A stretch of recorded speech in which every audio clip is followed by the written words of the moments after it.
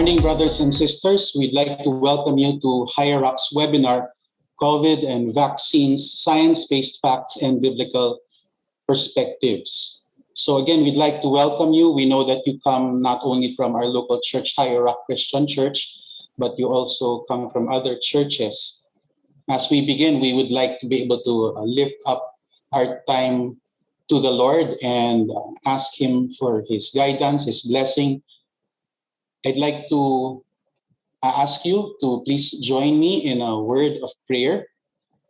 Heavenly Father, we thank you that this is a wonderful opportunity for us to be shepherded by your good hand through these very, very difficult times. Marami po kaming mga concerns, lalo na sa panahon po na ngayon ng COVID at ng pandemic. And we want to be able to respond in a manner which is based on your word and given facts. So we thank you for this opportunity that we can participate and listen and learn. We ask for your gracious and loving hand to attend our webinar. We ask for your Holy Spirit to just give us open hearts and minds, and may the brethren who are coming in truly benefit from what it is that our guest speakers are going to be able to share with us. We pray that we will respond with humility and be teachable during this time. Bless our time together, Lord. In Christ's name, Amen. I'm very sorry for those hindi po nakakilala. I'm Oscar Villa. I'm one of the pastors at Hierarch Christian Church, and we're glad to have many guests for our webinar. To prepare our hearts also for what we're going to do this morning, I would like to introduce po our senior pastor, Pastor Bob Amigo. He has been shepherding us through this time rin for sa aming local church, and we would like to open this also with words from Pastor Bob. Pastor Bob. Good morning and welcome to this webinar, COVID and Vaccines. Thank you for taking the time to join us today. Since the start of the pandemic about a year and a half ago, vaccination was seen as the strategy that will enable the eventual lifting of the lockdown and a return to normalcy. Most Christians have welcomed the provisions of these vaccines and the hope that they offer. We live in an ordered world created by God in which scientific research is possible. God's purpose was for mankind to advance in technology and culture, and His common grace enables humanity to restrain many of the consequences of the fall in ways that you and I take for granted on a daily basis. However, there are many who remain skeptical about the vaccines and who vow that they will never be vaccinated. There are many reasons why people might be hesitant to take a COVID jab. They range from embracing conspiracy theories and safety and ethical concerns to issues regarding faith in God and eschatological speculations. In light of this, the leaders of Hierarch deem that being well informed about the issue will help our members develop a proper conviction based on scientific facts and sound biblical perspectives. We are in training to explain this to us. Moreover, this husband and wife team have a love for Christ and His Word without question. And that is very important to me. So I would like to call Brother Oscar once again to do the honor of introducing our speakers for this webinar. Thank you, Pastor Bob. Actually po, mas kilala po ni Pastor Bob yung ating yung ating speakers because he's known them for quite some time. I had the privilege of getting to know them as we were preparing for this webinar. I think more important than anything else is that Brother Saron and Sister Heidie are believers in the Lord Jesus Christ who have been attending our cell groups. And when they were going through their postdoctoral training, they also attended a Grace Emmanuel Bible Church pastored by Dr. Jerry Ragg. Our first speaker, Sister Heidie, is actually a visiting scientist under the Balik Scientist program of the Department of Science and Technology, Philippine Council for Health Research and Development. So marami po siyang nalalaman tungkol sa mga pag-uusapan natin ngayon. And she was a research collaborator at Massachusetts General Hospital, Harvard Medical School. Yung kanyang undergrad and graduate degree po ay sa University of Philippines in Biology and Biochemistry. She has a PhD in Medical Science and Chemical Biology from Kyoto University, Japan, and her postdoctoral training is at the Scripps Research Institute in Florida. Right now po si Doc Heidie Cabanos is currently investigating the evolution of acquired resistance against targeted therapy in lung cancer. She is a research fellow and she was awarded the United States V Foundation for Cancer Research Postdoctoral Fellowship and the Ludwig Cancer Research Grant. Brothers and sisters, I'd like for us to warmly welcome and prepare ourselves for this part of the seminar, the first session on SARS-CoV and vaccines with Sister Heidie Cabanos. Magandang umaga po. Maraming salamat po sa introduction po na yun.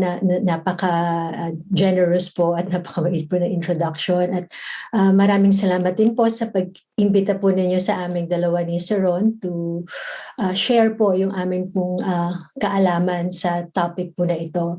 And tunay nga po, may the Lord po find the two of us faithful po sa pag-share po ng kaalaman po na nalalaman namin tungkol po sa COVID and vaccines. Bago po magsimula, gusto ko lamang pong ipaliwanag sa inyo what we are not.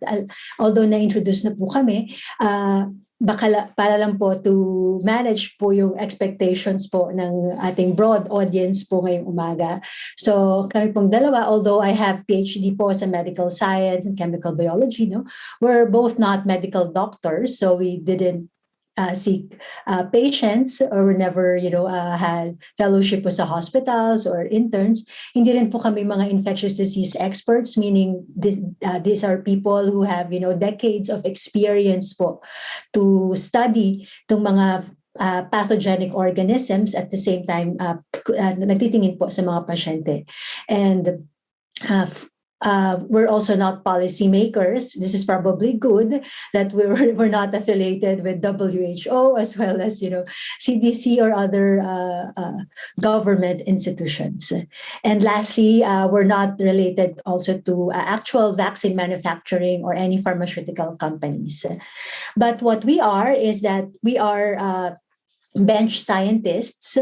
So we both do wet lab experiments, at the same time mga bioinformatics, computer analysis po, and we're also both academicians. So sa graph po na ito, I just want to show how things are studied and also how drugs or medical products are developed. You go through discovery and preclinical phase and go through clinical trials until they're approved.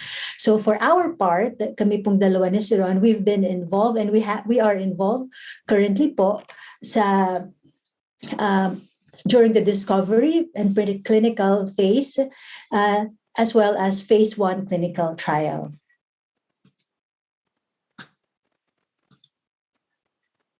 And isa lamang din pong paglilinaw na ang purpose po ng aming presentation po ngayong umaga is for educational purposes po and should not replace any independent, professional judgment by a medical practitioner or, a healthcare professional. So just to emphasize that the lecture content is not medical advice, not specific medical advice. And also, we don't have any financial disclosures or conflicts of interest. Although we previously worked with Novartis and AstraZeneca drugs.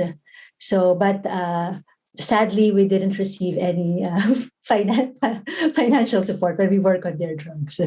So, and again, although we will be mentioning drugs or medical products, we are not endorsing the brand or pharmaceutical companies that made these products. And lastly, we also don't endorse any political group, especially if we have audience that are in other parts of the world po.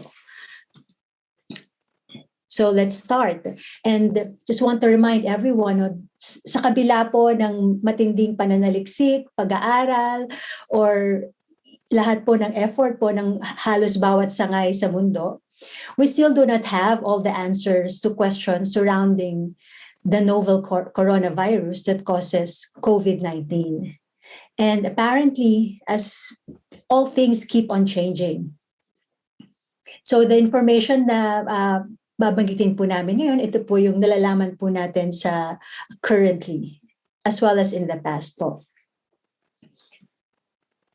So for my part, I'll be talking about the COVID-19 and basic concepts about the vaccine.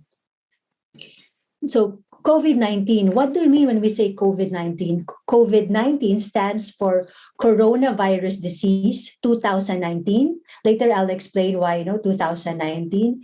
And the virus that causes COVID-19 or yung sakit na ito is officially called SARS-CoV-2 or yung Severe Acute Respiratory Syndrome coronavirus.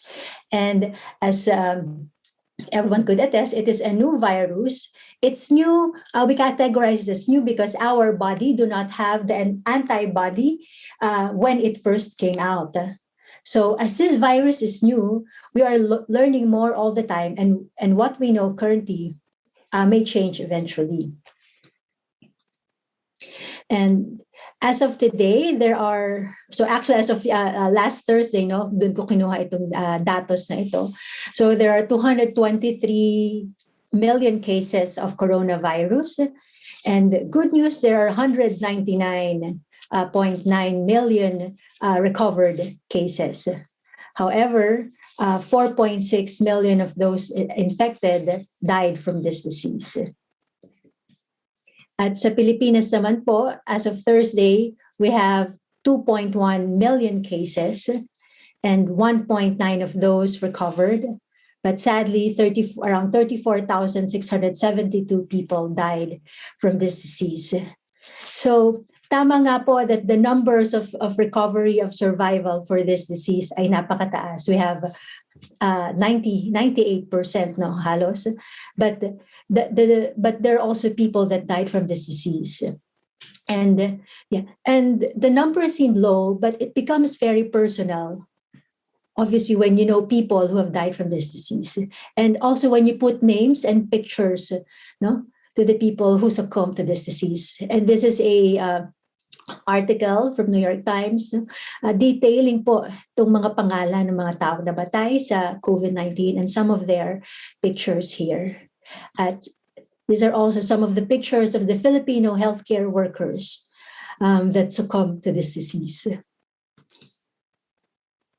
And itong nangyayari sa atin ngayon, itong tinatawag na coronavirus pandemic, this is not new actually. So marami ng pandemic na nangyari sa mundo. So kapag sinabi po nating pandemic as opposed to epidemic, ang epidemic po ay nangyayari siya sa certain number of people, certain region, na sakit, na kumakalat na sakit. Ang endemic naman po ay mas maliit, partikular lamang sa rehiyon o sa grupo ng tao na iyon. Kapag pandemic, ang pagkalat ng sakit po ay multi-national or multi-country na po. So kaya pandemic po ang nangyayari sa atin. Obviously na halos sulok ng mundo po ay apektado ng COVID-19, ng SARS-CoV-2. So makikita po niyo rito,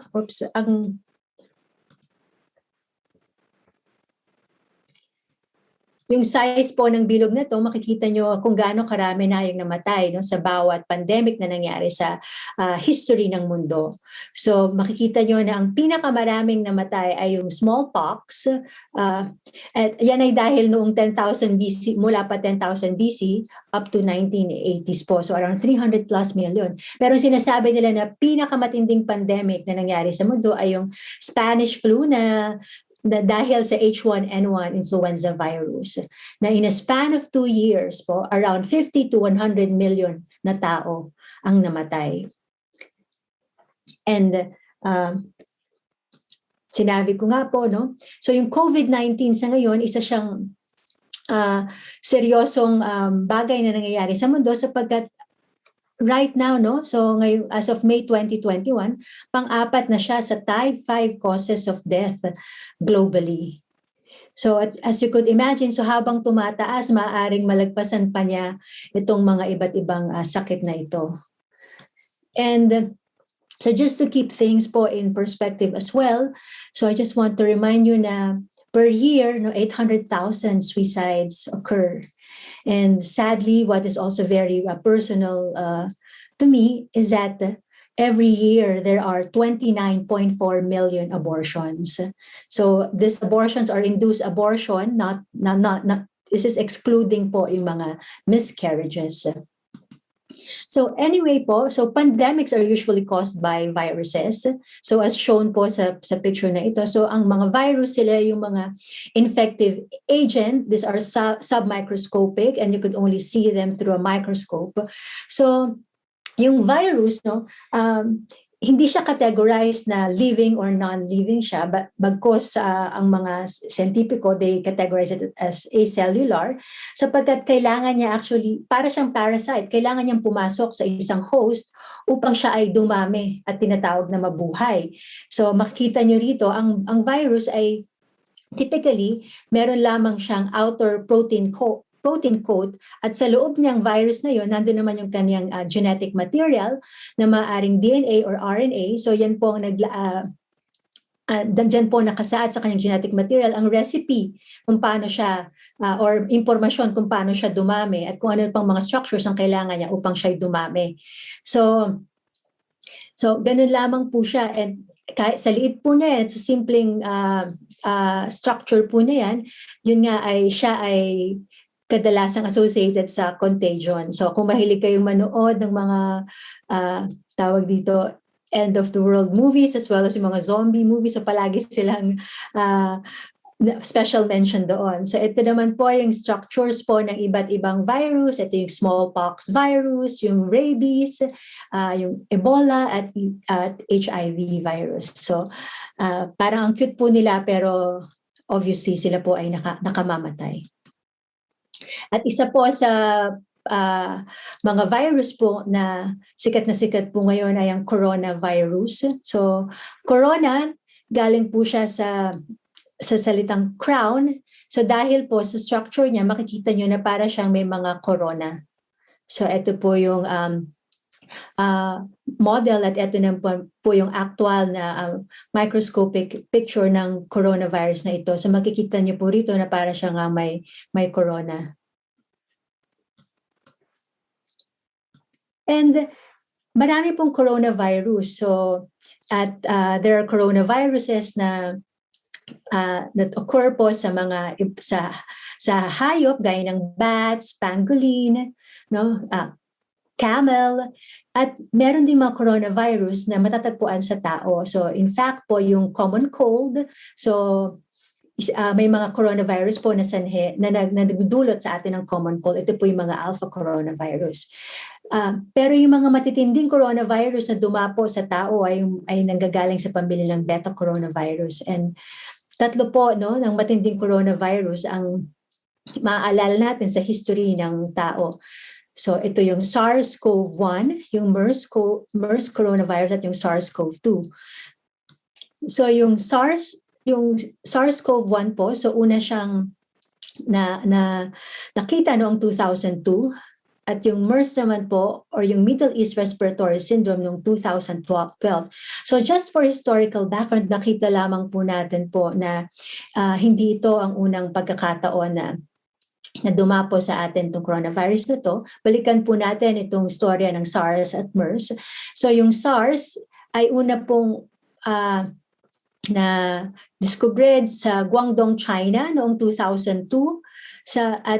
Doon po meron yatang doktor po na pumunta sa Hong Kong at yung mga nakasama po niya doon sa hotel po na saya niya at mga local hospitals. So nahawa rin po at yung iba po ay pumunta po sa ibang bansa. So after po ng 2 taon, there were 8,096 cases ng SARS epidemic at nagkaroon siya ng 774 deaths. So meron siyang 11% fatality rate.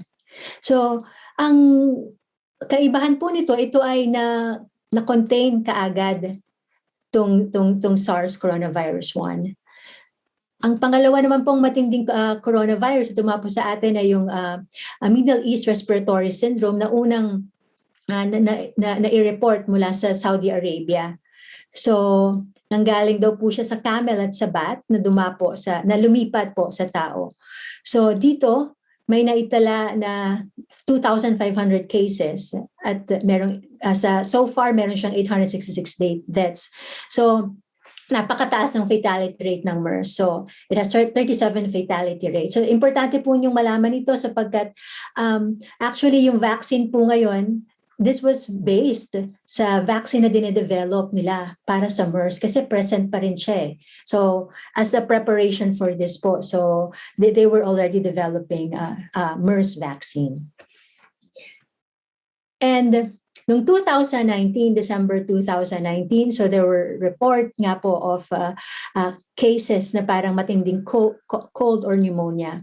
And on January 2020, so it seems like it's not just a common cold. So balikan po natin, no?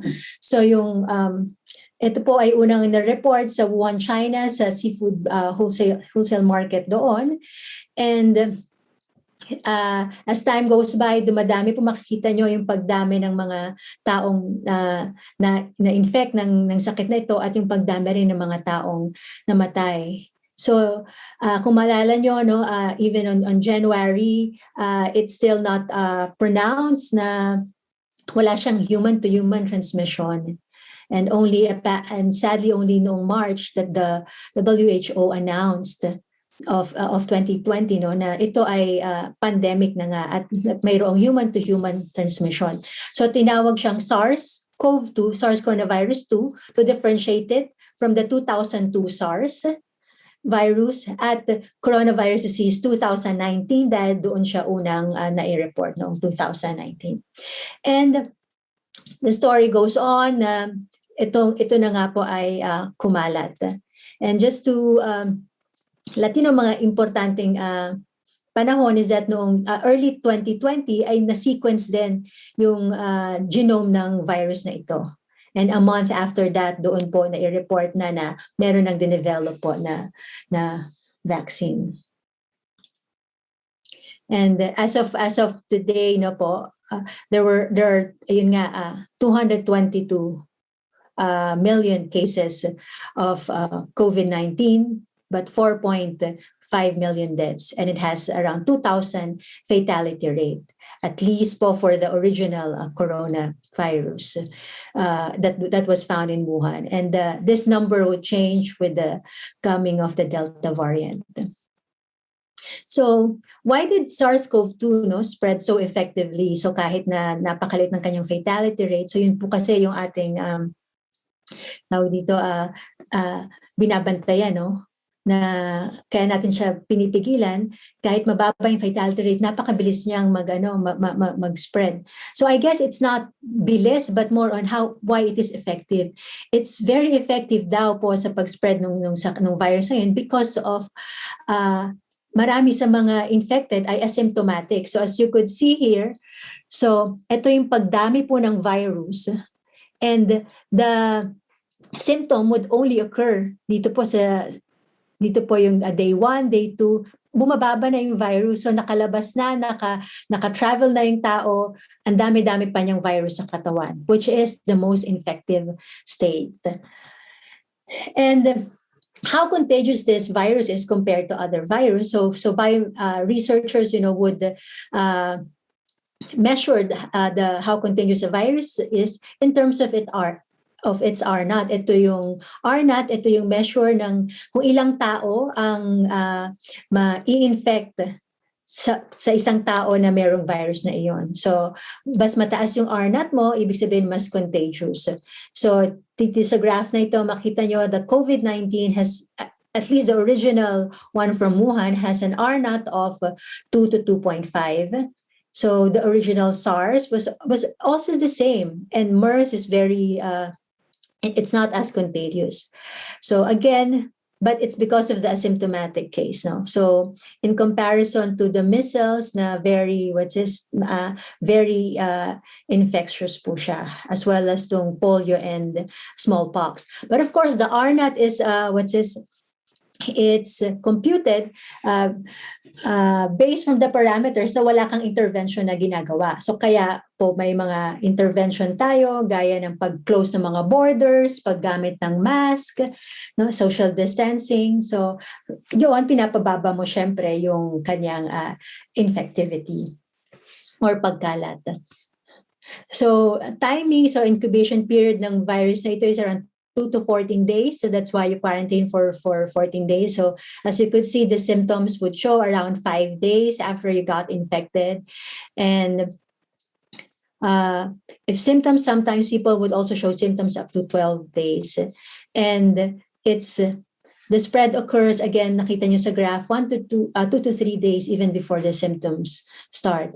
And it's most contagious when you feel sick and when you have the highest viral count po. So we could see here the structure of the coronavirus, but let's go into detail po sa kung ano yung meron tong SARS-CoV-2 na to. So dito makikita nyo that SARS-CoV-2 sa labas niya nandun yung kanyang spike protein. So ito yung basihan ng ng mga vaccine, at meron din siyang envelope protein. So para po maitago niya ang kanyang importanteng genetic material, yung RNA, again, kung saan po will allow tong virus na to para dumami. At tong spike protein na to ay napaka-importante sapagkat yan ay ang ginagamit nitong mga coronavirus na ito. Makikita nyo, ito yung spike protein niya. So dito, yan ang ginagamit niya. Ito po yung virus at ito naman po yung human cell. Yan ang ginagamit niya para mag-dock siya doon sa human cell. So, in particular, tong receptor sa human cell na ginagamit ng virus para mag-dock siya at i-inject niya yung kanyang genetic material ay yung tinatawag na ACE2 receptors. So napakarami po niyan sa nasopharynx po natin at sa lungs natin. So yung mga cells po doon nag-express nito. Kaya ito po yung pinaka-apektado na organ ng katawan. So makita rito na pagpasok po nitong virus, in-check po niya yung kanyang sarili at yung kanyang viral RNA, gagamitin niya, i-hijack niya po yung mga enzymes ng cell at para po dumami siya. At yung proseso na to, it would take around at least 6 hours para from one virus at padadamihin niya po yung kanyang sarili. And sadly po, this ACE2 receptor, it's not just expressed sa nasopharynx or sa lung cells, bagkus makikita rin siya sa iba't ibang bahagi ng katawan. So yung mga brain cells natin, muscle cells,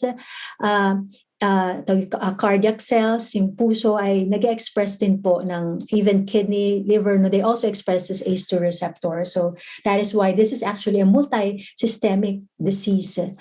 And how do we diagnose kung ikaw ay merong SARS-CoV-2? So merong tatlong paraan, yung tinatawag na yung pinapakita rito, yung first two po, it's to detect yung active infection. Ibig sabihin na active pa yung virus sa katawan mo. Meron yung molecular test, ito yung PCR test, dinedetect niya itong genetic material ng virus.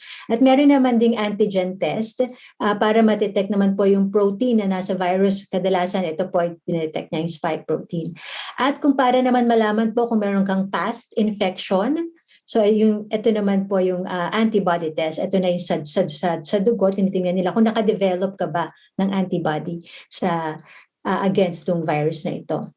But again, so we have a lot of survivors po sa kahit na naapektuhan yung sila ng virus na ito. It's because our immune system fights back. So it's designed to combat itong mga pathogens na ito. So makita nyo as the virus enters itong mouth and then itong lungs. So merong component ng ating immune system para kalabanin ito. So maglalabas siya ng mga chemicals, may mga cells din na tutulong para mapatay yung virus. At the same time, matanggal din yung mga cells na naapektuhan ng virus. So yan yung mga tinatawag na doon po sa area na nagkakaroon syempre ng inflammation dahil pumupunta po yung mga immune cells doon. So makikita niyo po ito yung timeline ng how yung ating immune system works. So binention ko kanina, ito yung time na dumadami na yung virus by 6 hours ang dami na niya. Pero nagma-mount na rin ang attack yung ating immune system. So by 12 hours yung kumbaga ito yung first defense natin itong ating innate immunity. Pero after days or weeks pa saka lalaban. Saka ito na yung ibang po ba sa war saka parang pupunta yung contingency or iba pang soldiers. So ito na yung ating adaptive immunity gaya po ng mga T cell at B cell na gumagawa po ng antibodies. And that's very important to know because again, makikita rito na yung viral response, eto dumadami siya, but only at this point, when the host immune response really would come. And I guess this is both a good argument for those who who invoke for natural immunity, but at the same time, it also gives us an idea, na it takes time for our body para labanan itong virus na ito. So makita nyo dito may sa point na ito, nagkakaroon ng mild, moderate case at severe until you get a critical phase. Even if wala ka ng mga virus sa katawan. So nandun pa rin, you get into a critical stage. And base sa pag-aaral, there are a lot of those cases are actually mild, moderate, but again, you have severe and critical case, and which again, case fatality of 2 to 3%. So what are the symptoms of COVID-19? So it's a lot. So makita nyo na it's so good thing we have our doctors here to fully, I guess, explain to you guys. We have what the symptoms are and what to look for when if you think you have COVID-19. So I guess you have the usual fever, dry cough, tiredness, and you have these less common symptoms. I wanted to emphasize this because there are people who would ask what are the vaccine side effects. So, but imagine these are the symptoms or these are the effects of COVID-19. And you have a serious symptoms of difficulty breathing, loss of speech, chest pain, or pressure. And COVID-19 also have long-term effects. Ito pa rin yung na kahit wala ka na discharge ka na sa hospital, so you would still experience this lingering symptoms. So gaya nitong mga nakasulat na ito. So, and there's also lingering dahil nga na-damage na yung organ. So may epekto sa heart, sa lungs, and even sa brain. And it also has long-term effect that it would cause blood clotting and blood vessel problems and problems with mood and fatigue. So please take note of the long-term effects of people getting COVID-19, even if they survive COVID. And although that seems sad, let's also remind ourselves, so I'm sorry, that yung mga describe ko na yun, it's easier to appreciate those if we have pictures of those people who really get, these symptoms really get severe. And also, itong autopsy ng mga organs sa mga pasyente, mga tao na namatay sa sakit na ito. So makita mo talaga na damage po yung kanilang lungs, yung kanilang puso. So that's how deadly itong SARS-CoV-2 na ito. And who is most at risk no, sa sakit na ito? So take note po na which is anyone could be infected with SARS-CoV-2, but there are a certain group of people who are most at risk to get severe or hospitalized. So these are the older population and with the following underlying medical condition. So as you could see, it makes sense, that they are most at risk, not just I guess for SARS-CoV-2, but also for other pathogens with a weakened immune system. So base itong actual na dato, makikita nyo na there are mga tao na bata 0 to 17 years old po na naapektuhan po ng sakit na ito. But in comparison, again, to those that are age 18 and above, and lalo na sa mga mas matatanda. So ganito, no, compared sa mga 0 to halos wala, mga less than 10, pero by the hundreds po dito ang mga an older population. And this also shows yung case fatality by age group. You have, again, most of the cases. In fact, 80% of the deaths caused by that died from COVID-19 are those 60 plus people. And just want to encourage you, despite of that, again, there are also our COVID survivors. Whom the Lord deemed to survive this deadly disease. So including po yung parents ko, si Papa Fred at si Mama Mila, who had severe COVID-19 and hospitalized, but the Lord in His kindness, they survived this disease. And also some good news, there are some therapeutics for COVID-19. So right now, there are 2 drugs approved by FDA, dexamethasone, it's a corticosteroid, and an antiviral drug, remdesivir. So they're approved because base sa pag-aaral, so yung dexamethasone, it reduced mortality. So makita nyo na ina-advisean ng mga doktor na kung nagpapatikin kayo. And for the remdesivir, although it didn't significantly reduce mortality, but it found to shorten the recovery time sa mga hospitalized patients. At meron din mga drugs that are made available under FDA emergency use authorization. So ito po yung mga monoclonal antibodies na ginagamit mo ngayon. Kasama po dyan yung tocilizumab. So yung pong mga yan, kung naalala nyo kanina, in-explain ko na pag-attack ng ating mga immune system, so minsan sobra nilang dami, so doon nahihirapan yung pasyente. So itong mga itong mga monoclonal antibody na to, pinipigilan nila yung masyadong pagdami nitong mga immune cells na to. And just for your information, there are a lot of therapies na pinag-aaralan. So if you go to NIH COVID-19 Treatment Guidelines website, so merong mga antiviral therapy, may antibody products, may cell-based therapy, may immunomodulators, may antitropic therapy, at meron din mga supplements. So nakalagay po dyan kung ano po, nasa ang stage na sila at ano po yung mga recommendation. So umpisahan po na, as an example po, for antiviral therapy, so dito po, again, remdesivir lamang yung na-approve, and yung hydroxychloroquine or chloroquine and azithromycin. So base sa maraming pag-aaral po, finally, the panel recommends against the use of this drug. So just to let you know, nung una po, it's under emergency use authorization. So hinayaan naman po na magamit ito. Subalit, sa effect na nakita nila, it shows na it's not beneficial na to recommend it. In fact, it could have some deadly side effect to a patient. For ivermectin, ongoing ito. So the panel mo, they don't have enough evidence to say na itong ivermectin na itong parasitic drug, in fact, para siya sa nematode, para siya sa bulate, So una siyang ginamit sa mga hayop para sa antiparasitic nga. So they don't recommend this, but instead what they want to emphasize is that you need more studies so para ma-prove ito.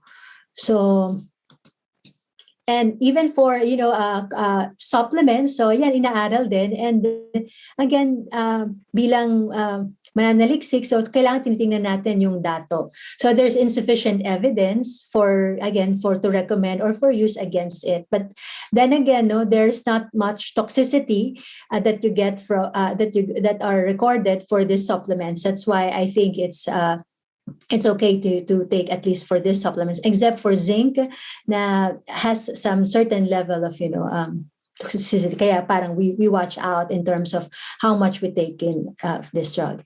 And for just to show this is President Trump's COVID-19 treatment when he got COVID-19 last October 2020. So imagine during this time, these drugs were not yet FDA approved. So these are still experimental during his time. So I guess it's safe to say that he was one of those who were in the clinical trial for this drug. So ito po, makita nyo, it's dexamethasone. It's anti-inflammatory to prevent the cytokine storm. Binigyan din siya ng remdesivir to prevent a virus from replicating. And he was also given Regeneron's monoclonal antibody. So he got zinc to support the immune system, vitamin D for the bone, and some other supplements like vitamin D, so melatonin, and he also, I guess, he has peptic ulcer, and aspirin to reduce the risk of blood clotting, which is one of the symptoms for COVID-19. So ano naman po yung mga prophylaxis against COVID-19, or yung meron bang mga drugs or who could prevent us from getting COVID-19. So far, wala pa naman pong evidence to significant benefit from any drug. And current local and international guidance recommend against the use of any drugs. So especially some of these drugs would have certain level of toxicity and mga side effects as well. So don't take them as prophylactic for COVID-19 dahil nga, at least that's for me and for my loved one, that's what I would say. And there are also others who would go into traditional Chinese medicine. So apparently for the Chinese government, they would have these 3 traditional Chinese medicines as their COVID-19 standard therapy. So included dyan itong, I guess, itong sikat na sikat ngayon na itong capsule na ito, and these are also some granules. So when I look at their yung mga components nila, they are definitely mga herbal supplements. So I guess very similar to some of the herbal supplements that we have. And obviously, as compared to those in the treatment guidelines, this traditional Chinese medicines, as well as other supplements, or herbal medicines, they are not in the WHO and NIH treatment guidelines. And honestly, I also looked for clinical trials, for published papers undergoing clinical trials for this. I didn't find sufficient papers. And in fact, the clinical trial that I found was the most recent was on phase 2 clinical trial sa Karachi, and nag-enroll pa lang sila ngayon. So I guess it tells why take this if ongoing pa yung clinical trial. So walang clinical trial nito obviously sa US or even sa bansa natin. But what's interesting is that part of their COVID-19 standard therapy is to get a COVID vaccine injection. And there are also, clinical trials in the Philippines in terms of COVID treatment. So as a matter of fact, our country is part of this WHO Solidarity clinical trial. So yung mga iba't ibang bansa na involved sa clinical trials na ito. So may mga drugs that were donated by the manufacturers that we could use for free as long as we, tell them the actual data. At may nauna ng clinical trial na ginawa sa bansa, yun yung remdesivir, hydroxychloroquine, lopinavir, interferon, and the result of this clinical trial showed that they have little or no effects on hospitalized patients with COVID-19, meaning they didn't reduce mortality. So currently, merong magsa-start po na clinical trial on these drugs, artesunate, imatinib, and infliximab. So I guess you could contact, these are for COVID-19 patients. So you cannot just enroll for this in these clinical trials. And good news to some of you dahil siguro sa sobrang sensationalized na itong ivermectin. So the Philippines will conduct a COVID-19 treatment clinical trial for ivermectin starting on September 15. These are for COVID patients, not for prophylactic. And there's also ongoing clinical trial for virgin coconut oil. So as you could imagine, since they're all under clinical trial, so there's the institutions, could not recommend for use or against of these products, which just makes sense. Now, if we have those treatment, and there's nothing for prophylactic, so how do we protect ourselves against these viruses? So there are 3 ways to protect ourselves. So meaning that we would acquire antibody response para sa pag-atake sa mga virus na to. One is through infection. This is yung infection-induced immunity. Kung na-infect ka ng SARS-CoV-2, so obviously mag-mount ka ng immune response. So you will have some level of antibody response. So the outcome is potential severe illness, and there's also variable antibody response. Base nga sa initial study, for those asymptomatic, they have very low antibody response, so probably because they have very low viral count, and the antigen was not present there for a long time. As opposed to those who got severe illness, they have some sort of higher level of antibody.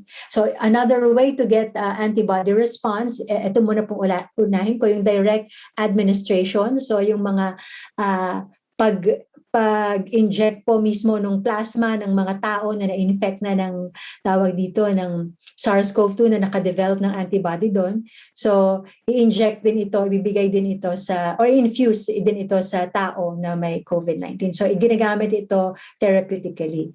And lastly, another way to acquire antibody response is through vaccination. So, what is... So later I'll discuss more what vaccine is or bakuna.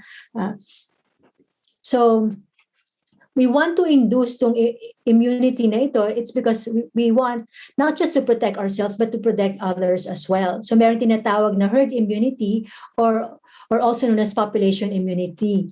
Ito ay ang paraan na kung saan ang bawat karamihan sa tao po ay merong proteksyon sa isang sakit at kung saan may point na pwede ka nang makisalamuha sa tao at hindi mo mahahawaan sila ng sakit na ito.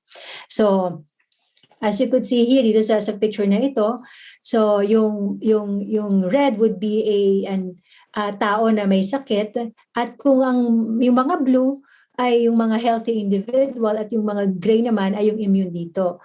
So kung marami na tawag dito na walang proteksyon sa sakit na ito, so dadami yung magkakaroon ng sakit. As opposed, kung meron kang proteksyon sa sakit na ito, either by vaccination ka or again, nagkaroon ka ng sakit na dati at meron ka ng protection, so mapipigilan mo yung pagkalat ng sakit na ito. So for COVID-19, sabi nila, so if you have 60 to 70% of the population na immune, so you would be able to protect ang pagkalat ng sakit na ito. So that's herd immunity. So now let's go into details sa vaccine. So ano nga ba ang vaccine or yung bakuna? So ito ay bagay or particle na siya yung weak or dead form of the germ or na i-introduce sa katawan natin. So ang theory dito is kapag in-introduce mo siya sa katawan ay makaka-develop ka ng immune response at sa pangalawang once na ma-expose ka sa sakit na ito, handa na yung katawan. So makikita rito sa graph na ito yung infection-induced immunity, kung paano nakaka-develop ng antibody. So ibig sabihin yung actual na virus ang naka-infect sa katawan mo. So na-introduce ko na rin kanina, So, merong lag time na makakaproduce ka ng antibody. So, pag you will produce enough antibody, marami ng virus sa katawan mo. So, unlike for vaccine-induced immunity, So, meron ka, meron kang vaccine na in-introduce, magpo-produce ng antibody yung katawan mo. So over time, okay, bababa siya. But once may pumasok na virus sa katawan mo, so mas-stimulate yung immune response mo ulit na dumami yung antibody na yon. So mapipigilan yung pagkalat ng virus sa katawan. So yung vaccine or bakuna ay hindi na bago sa atin. So una siyang matagal na siyang na i-report, no? So pero na-recognize siya nung time ni Edward Jenner, siya yung tinatawag na father of vaccinology, no? So yung vaccine galing sa salitang vacca, meaning cow, or vaccino sa Latin, no? So it's because dito nakita ni Edward Jenner na yung mga milkmaid daw na nag-aalaga ng mga baka, so parang hindi sila nakaka-develop ng smallpox. So yung smallpox, as you all know, ito ay infectious disease na sanhi ng dalawang virus, yung variola major at variola minor. So yung vaccination, minsan tinatawag siyang variolation. So kasi unang ginawa yan dito. So apparently, yung mga baka pala, meron din silang tinatawag na cowpox virus. So ang ginawa niya, so itong mga fecal matter nitong baka na to ay pinahid niya sa ibang mga bata, at yung mga bata po na yon ay hindi na nagkaroon ng smallpox. So but again, this is not the first time na nangyari ito. Even 10,000 BC, yung mga Chinese have already reported ang variolation. So ang ginagawa pala nila, so kung may tao na merong smallpox, so hahawakan nila yung pus ng tao na yun, tapos ipapahid nila dun sa healthy na parte ng katawan nila or sa healthy na tao. So para ma-protectionan daw sila sa darating na smallpox. And do vaccines work? So I want to show you a picture of smallpox that some of the anti-vaxxers probably haven't seen or don't want to see. So here's a picture na tinake noong 1901 ni Dr. Leicester. So both of these boys were exposed to smallpox, but only this boy on the right here have been previously vaccinated. So but this is just one picture. But the numbers also show na nung nagkaroon ng epidemic ng smallpox sa Boston noon, so ito yung pagdami ng case nila. But noong 1800s, once they used the smallpox vaccine, so halos wala na silang mga kaso ng smallpox. So, but that's just smallpox. How about for other, sakit, other viruses? So you'll see here, these are some of the infectious as well as lethal and debilitating mga sakit, gaya ng diphtheria na galing sa bacterium diphtheria bacterium, at lalo itong polio and even measles. The next that I'll show you are graphs, no? So ito po yung number of cases nung bago pa in-introduce yung vaccine. Pero once I-introduce yung vaccine noong 1921, makikita niyo po yung pagbaba ng diphtheria. So hanggang sa mawala na siya. As well as yung polio, you see increasing number of polio cases. But when vaccine was introduced in 1955, you have decrease and halos pagwala ng polio. Gayon din yung measles, you have this increase in number of measles. But when vaccine was introduced in 1963, you see decrease at halos pagkawala na nga ng measles. However, noong 2000, around 2000, I think 2015, so dito lumabas yung article na yung MMR vaccine, nakaka-cause daw ng autism. So and also yung start ng mga anti-vaccine movement. So hindi na nag-take ng vaccine ng mga tao. You see now increasing cases of measles. But to let you know, no, yung paper po na yon ay niretract dahil sa maling paraan ng pag-aaral niya. So it didn't really cause autism. But however, the damage has been done. So people have believed that. And anyway, there are different types of vaccines. So, pinapakila ko lang sa inyo, no? Ito. So, napakarami nila that were developed against different types of diseases. And so, mamaya, ko na lang po discuss kung ano yung mga types ng vaccine na ito ang ginagamit ngayong COVID-19. Pero and what are the ingredients in a vaccine? So, meron siyang antigen. So, ito yung parte ng virus or bacteria po na para ma-elicit immune response. Meron din siyang mga preservatives, may stabilizer siya, so surfactant, so, at may mga residuals. Yung example po ng preservative, yung mga ginagamit din natin sa baby care products, yung mga sa stabilizers, pwede siyang mga albumin or sucrose, amino acid, yung surfactants. So, kabara rin po siya ng mga ginagamit natin sa ice cream. Meron din po siya mga residual amount of substances na ginamit during manufacturing gaya ng egg protein at yung mga antibiotics. At meron siyang diluent gaya ng water at yung even adjuvant. Yung iba po mayroong adjuvant gaya ng aluminum salts. So how are vaccines developed? So yung in-introduce ko kanina, we have the discovery in preclinical stage. So dito ginagawa yung mga in vitro, in vivo experiments at yung clinical trial naman yung pag-check niya sa tao. So meron siyang phase 1, phase 2, phase 3 clinical trial. Yung difference is on the number of people involved in sa clinical trial. So sa phase 1, dun tinitest yung dose, yung safety ng vaccine. No? So sa phase 2, phase 3, this will be the efficacy of the vaccine. As soon as it gets approved or again rejected. So we compute for vaccine efficacy refers to how the vaccine performs in ideal conditions, meaning ito yung clinical trials. So yun po yung mga numbers na nakikita po ninyo dun sa mga vaccine na 60, 80%. So meaning po doon sa placebo group versus vaccinated group. So ilan yung tawag dito, nagkaroon po ng sakit. So gaya nito, so yung placebo group, so mas marami nagkaroon ng sakit as opposed to vaccinated group. So dito meron siyang 80% reduction. So, ibig sabihin, so sa mga magte-take ng vaccine, so 80% doon parang sigurado na will not get the disease. But yung 20% to may or may not get the disease. So again, that's may or may not.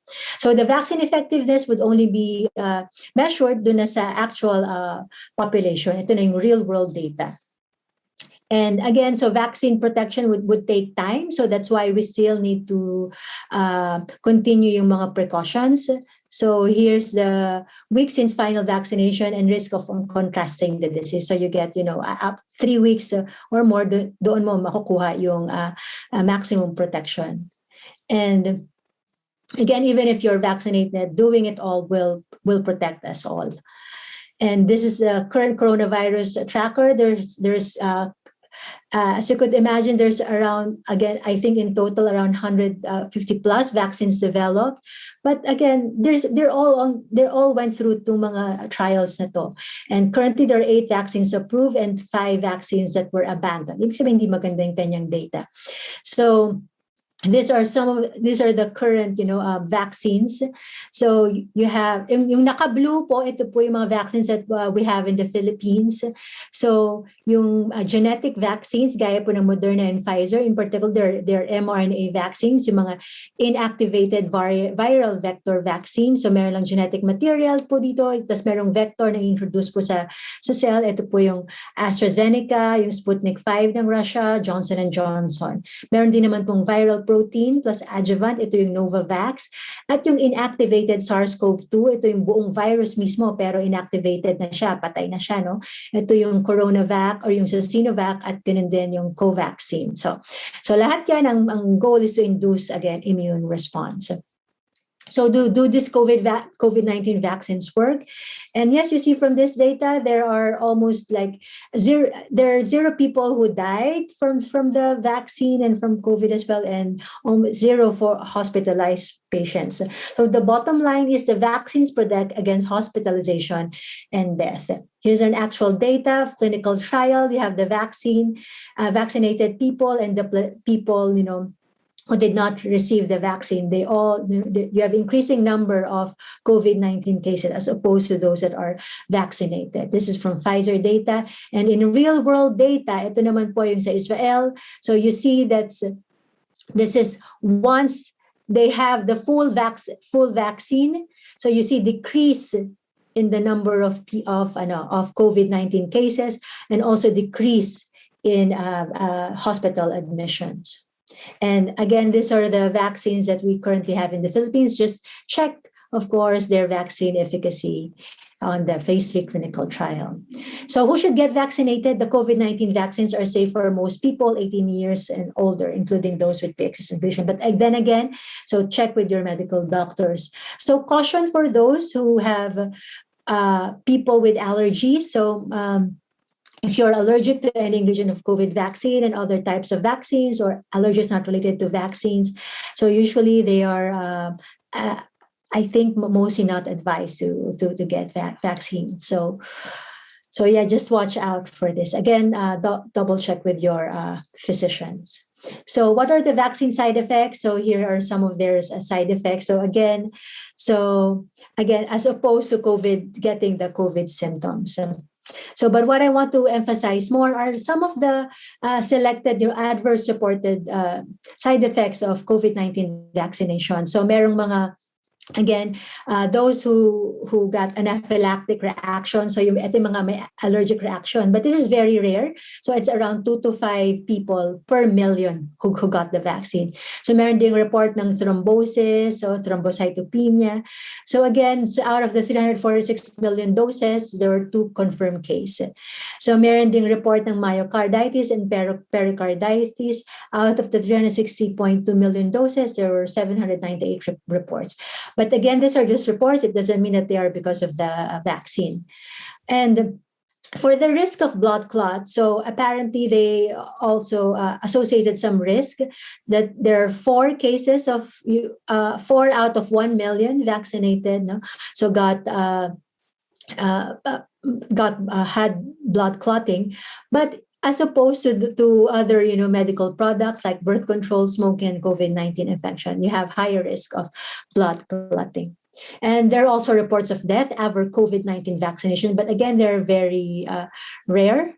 So far, so there were 7,218 reports out of all of those millions of vaccine given. But then again, this report doesn't mean including deaths. So doesn't mean that the vaccine is the cause of these deaths. So these are all still under investigation.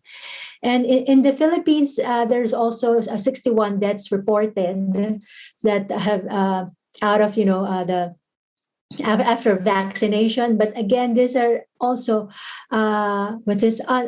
under investigation. So we don't know if it's because of the vaccine or other causes. And while we're talking, the virus continued to mutate.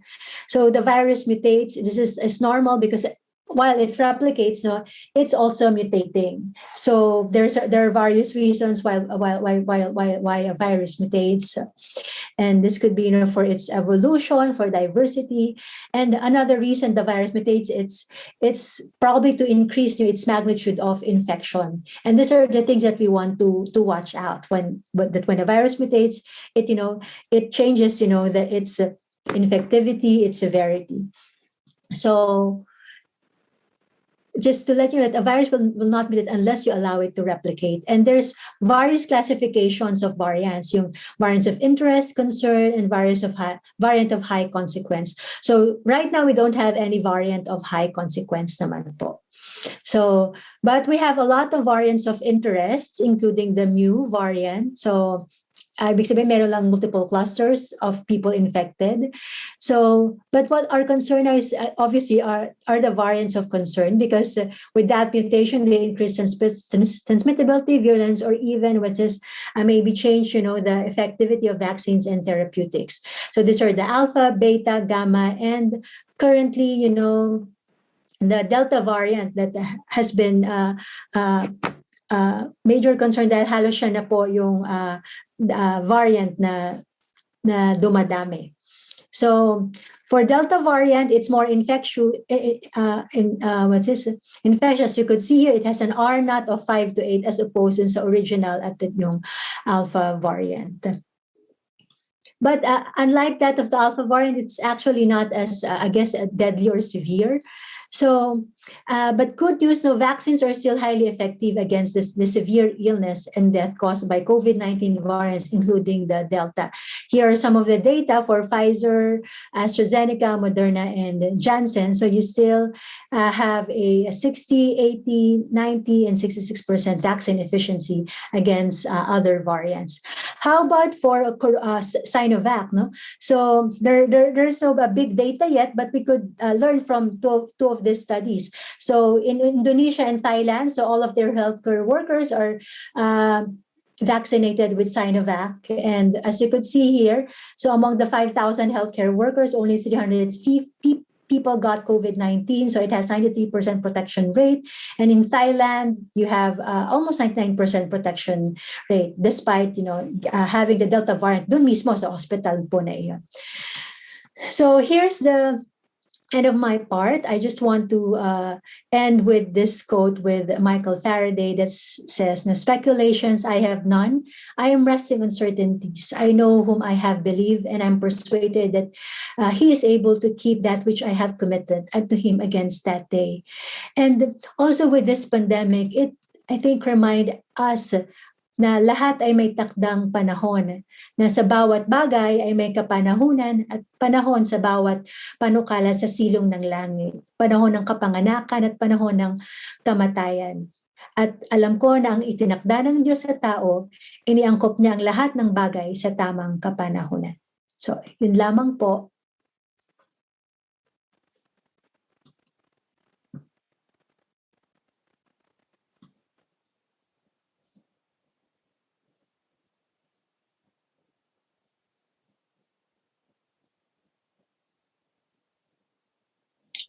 So maraming salamat.